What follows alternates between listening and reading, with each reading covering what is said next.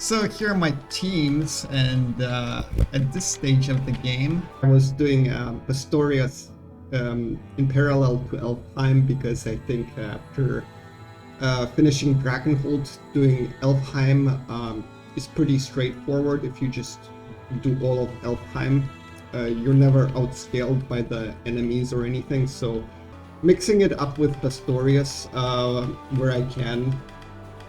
We finished Pastorius with 4-man squads. Elaine is an exception because I need him to finish the game, but he is never the leader here. Usually Sharon or Ouch is the leader in this squad. It's still the old squad. Okay, so like here are my teams that have been kind of scrapped together, developed, improved as I was running through Elfheim and Pastorius. And let me show you what I did. Like, these first two squads are pretty much almost mirrors of each other, and you'll see why. Of course they have flyers on this one. I might as well do it. But like, this is my strongest team comp right now, like for board nuking on this infantry no unique kind of run. So let's check it out.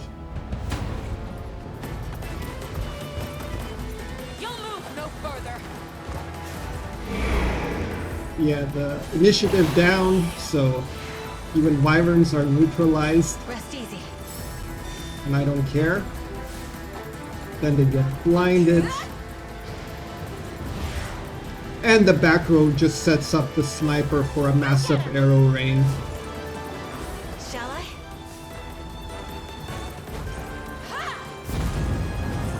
Why aren't they going for the back row? Well, it doesn't matter, they're blinded. The shaman is equipped with like a dove, with a plume and a scarf correlation. He gets inspired, gets 2 strikes, it's GG's. It's tough when the clerics cleanse their blindness. Nope. Gotta do it.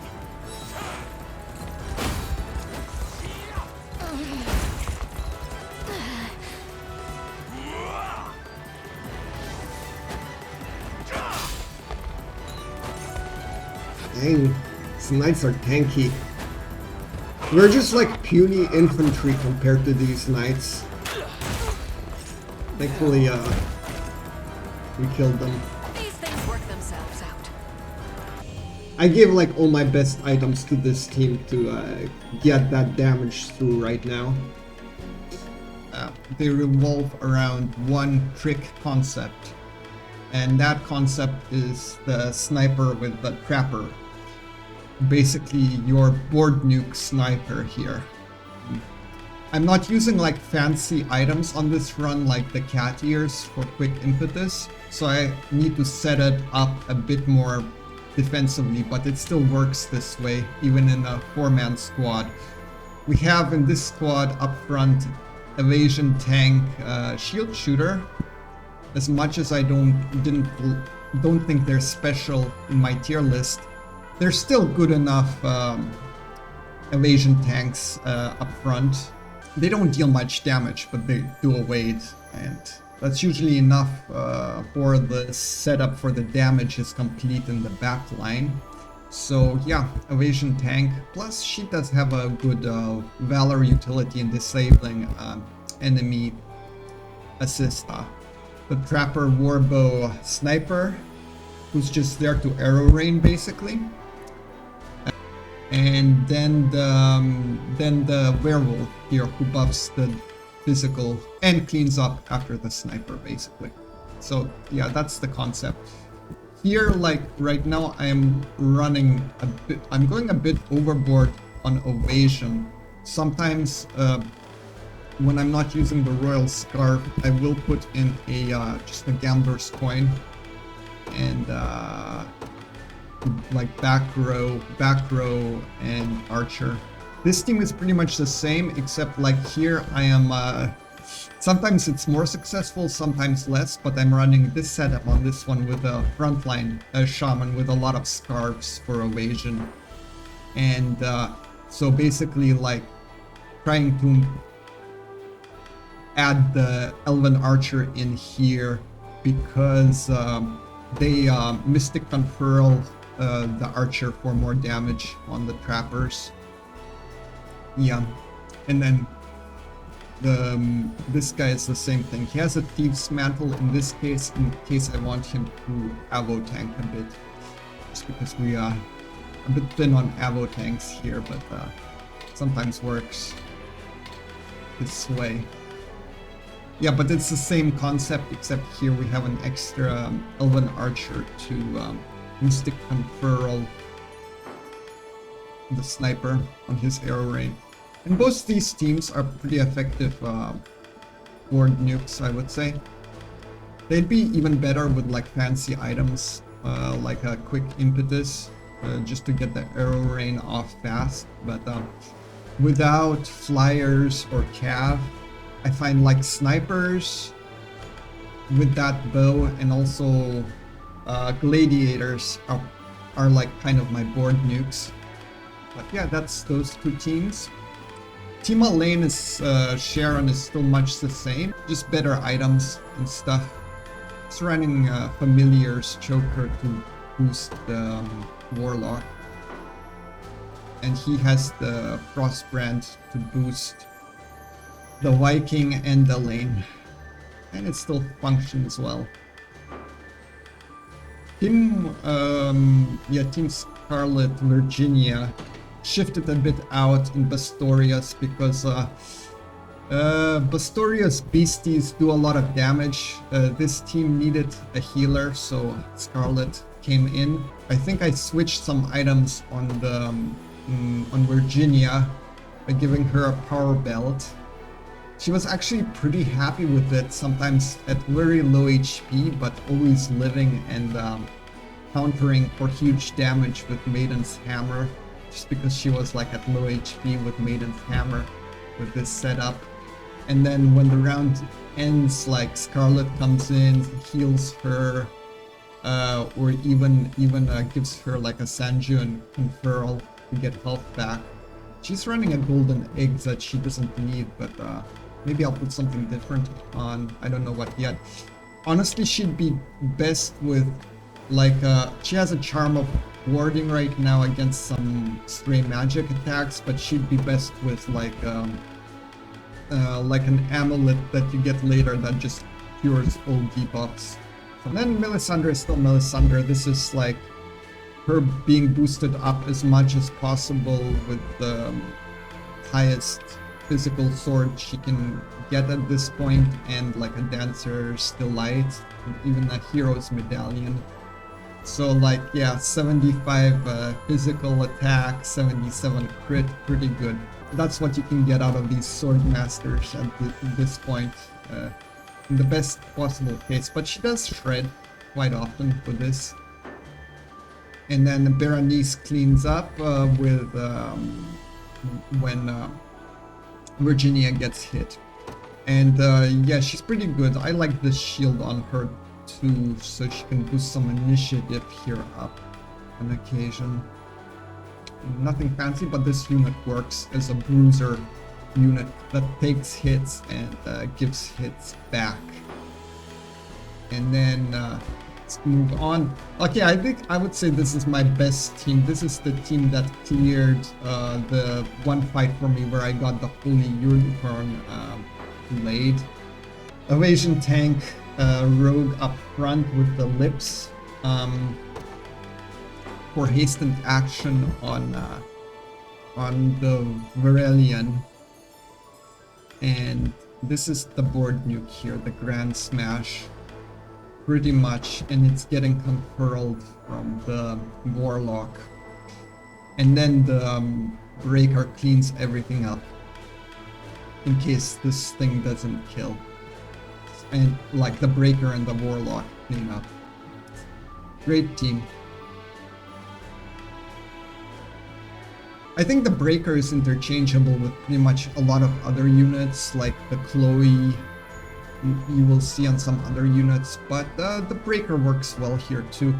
Like, this team is so fast and usually just kills everything outright at the start that the Breaker is best with the Outlaws to pursue here. This team, this is a later team. I'm experimenting here. It's not the most strongest team, but it still works. Kind of a tank up front here, with like very slow bunker stance tank, but he can take hits, and that's what we want. So the Landsknecht here always follows up and kills stuff. And then this is nice. I like this a lot.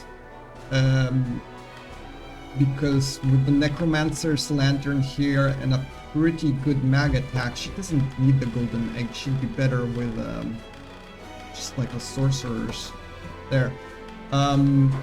She does, when he gets attacked, she'll counter hit with the Necromancer's Lantern and blind stuff.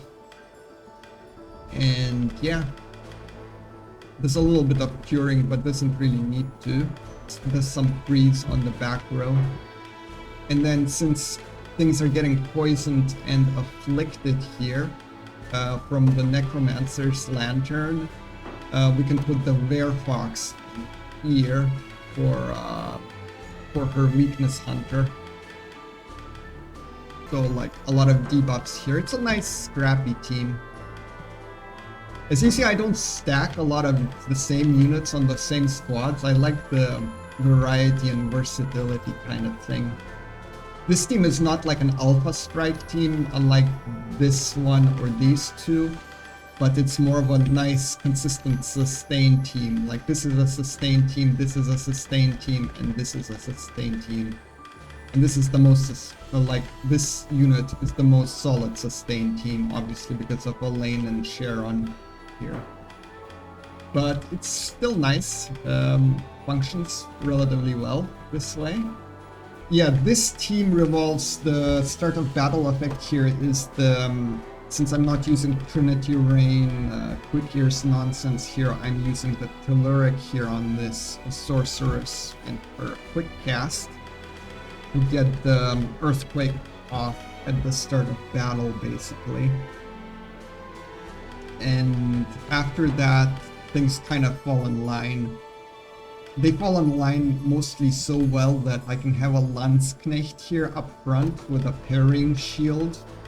And I think these two items are interesting on the Landsknecht because he's getting a lot of counter damage buffs this way with the Liberator's belt and the parrying shield.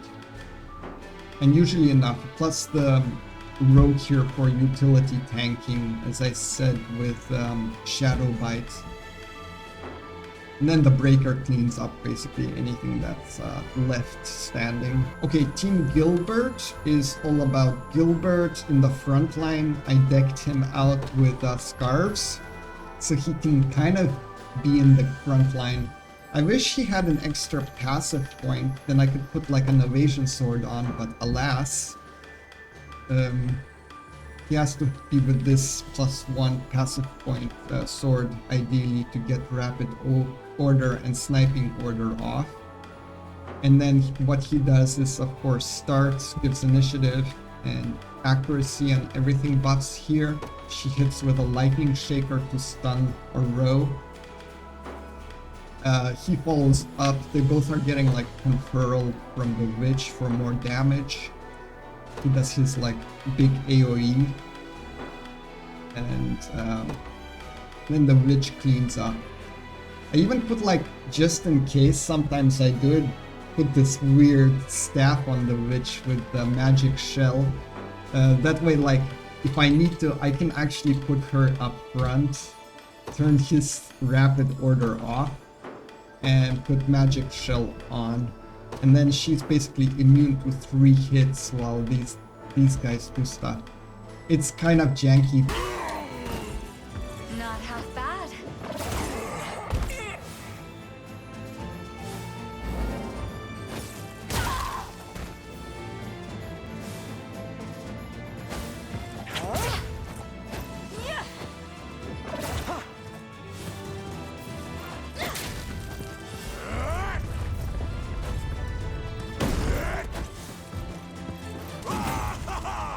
We actually won against that.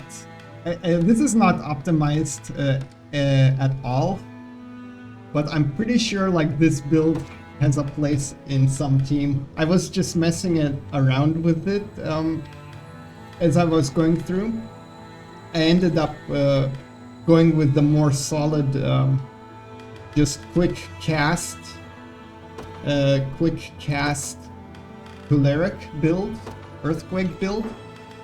But this is a funny build to meme around with. Pretty sure this build has a home in some team. So yeah, those are my teams, and the last team is this one. It's still solid, but it's my last team that I came up with the few units I had remaining with. Frontline is solid enough between a Werefox and a Swordmaster because they are generally pretty evasive. We have a Poison Hex Shaman in the back here to poison stuff and proc her follow-ups, and him to clean up. I'm even using the Wolfpack gauntlets here from time to time to switch between that, since we have two best rolls here. And he does, these wolf packs do boost damage on the Swordmaster. Or I can go for Cursed Swamp, of course, instead. But it's a funny team. We fight as one. Shall I?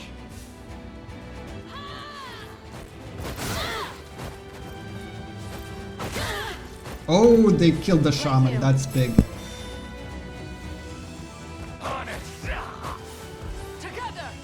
They could win now. What a joke.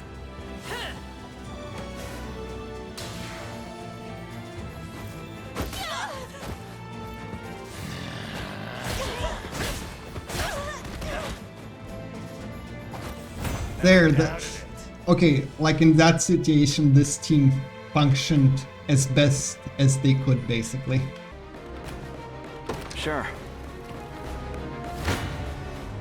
Not scared of you. I can't fail my sacred mission. Spit it out already. Well, whatever you say.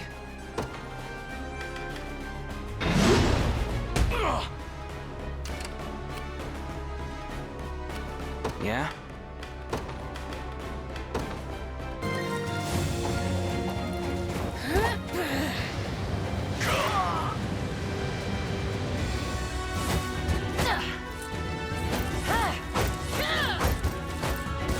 Leave us alone. Nope.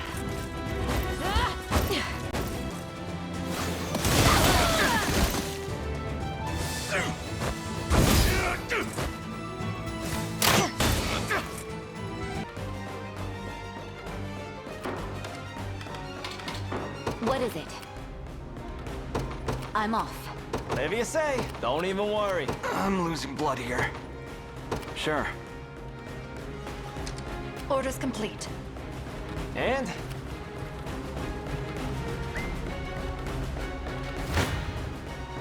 You don't stand a chance.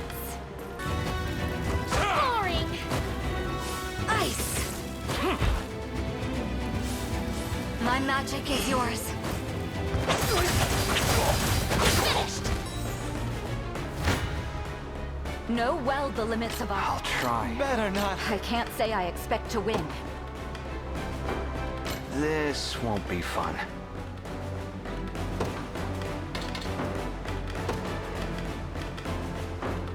Don't got much chance here.